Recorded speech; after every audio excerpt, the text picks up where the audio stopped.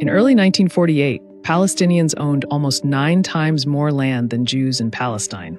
Within 2 years, that Jewish minority, 6% of the population, had taken 78% of the country.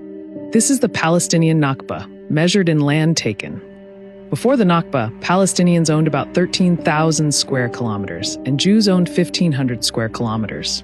In November 1947, the UN partition plan handed the future Jewish state 55% of Palestine, even though Jews were only 1/3 of the population and most were recent European immigrants.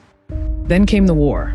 Zionist forces carried out 31 military operations and at least 70 massacres. By the 1949 armistice, Israel had taken 78% of historic Palestine.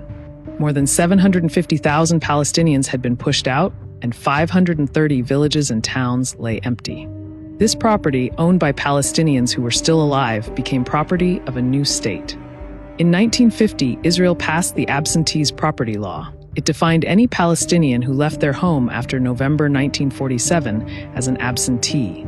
Even Palestinians who never left the country were called present absentees. Their property was transferred to the Jewish National Fund.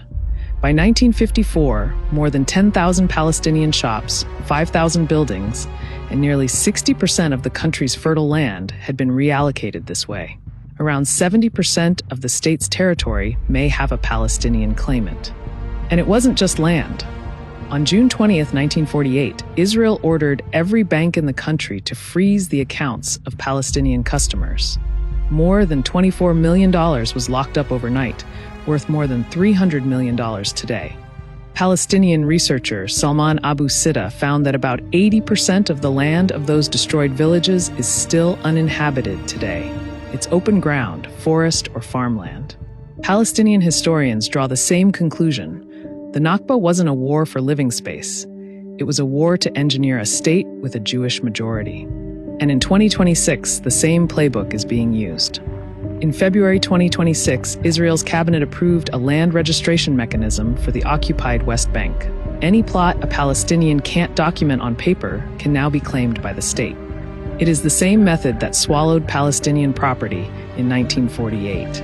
A record 54 illegal Israeli settlements were approved in 2025. In Gaza, where most refugees from 1948 ended up, 86% of the farmland and 81% of buildings have been damaged or destroyed. Israel calls all of this state land. For Palestinians, almost 8 decades after the Nakba, the numbers don't add up.